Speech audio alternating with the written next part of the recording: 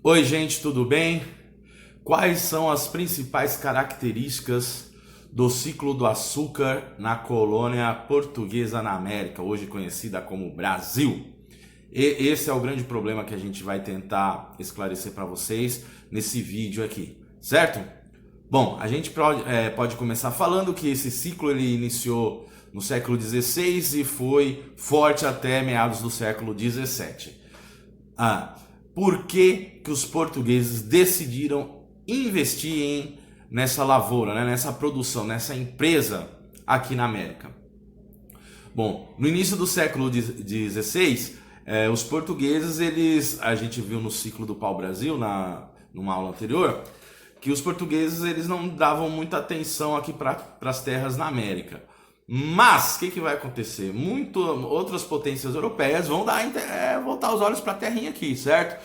E aí espanhóis, os mesmos espanhóis, franceses e ingleses vão estabelecer uma série de contrabando com as nações indígenas aqui que nativas. Bom, para marcar território e dizer que a terra é nossa, quer dizer, era dos índios, né? Mas eles tomaram a terra dos índios. Mas para dizer que a terra era dos portugueses, né? A coroa portuguesa vai então empreender a introdução da empresa açucareira, que eles já tinham conhecimento em algumas terras que eles possuíam lá algumas ilhas próximas ao litoral africano. E aí o que acontece? Só que tem um grande problema, né? As terras aqui eram gigantescas, né? E muito maior do que Portugal. Então Portugal teve um problema gigantesco que era, pô, quem que vai trabalhar nessas terras, mano? Quem que vai trabalhar? Português não tem para trabalhar nessa terra. A colônia portuguesa na América foi gigantesca, então cabia muitos portugais aqui dentro. Então o que acontece? Sabiamente, né, e preconceituosamente, os portugueses decidiram utilizar a mão de obra escravizada africana. Tá? E aí, pô, os caras foram assim, tiveram uma visão humana zero, né? Visão humana zero, mais uma visão para o comércio espetacular, porque com o desenvolvimento da empresa de tráfico de pessoas, e além deles estimular o comércio com a própria colônia, eles vão criar uma empresa de tráfico. Então eles vão ganhar de duas maneiras, certo? Então a gente já pode dizer que a questão da mão de obra eles vão solucionar assim, utilizando o tráfico escravo africano, né? E alguém pode questionar, mas professor, e os índios aqui? Os índios, para escravizar, era complicado. Não que não houvessem escravos indígenas, haviam sim. Porém, a fuga era mais fácil, eles conheciam o território, falavam as línguas locais.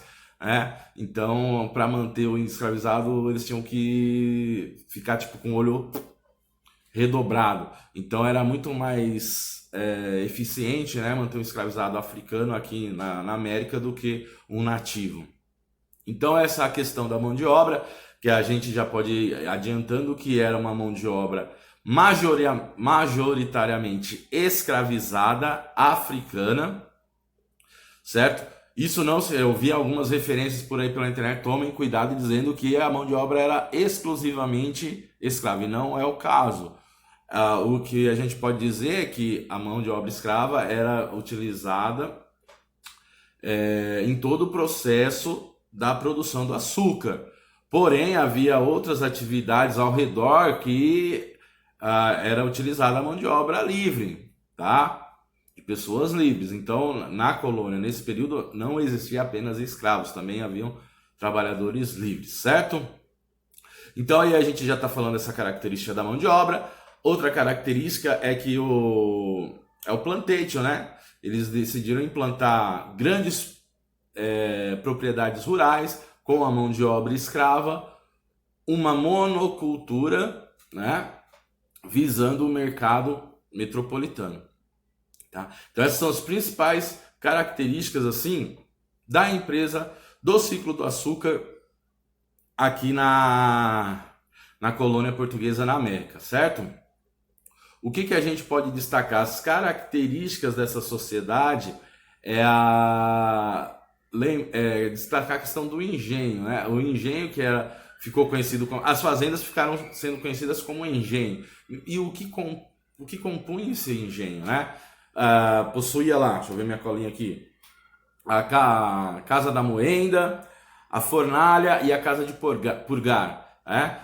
Inicialmente o engenho era só isso aí, depois passou para toda a unidade produtiva da fazenda mesmo, que aí vai atender ao que era abarcar, né, a casa grande, a senzala, essa parte da produção do açúcar, né, uma igreja, a presença da igreja católica é muito forte, né, e o proprietário de tudo isso vai ser chamado de senhor, né, o senhor de escravos, o senhor do engenho, tá? Onde a riqueza muitas vezes era medida pela produção de açúcar e pela quantidade de escravos, tá? Essa é a característica da sociedade do ciclo do açúcar.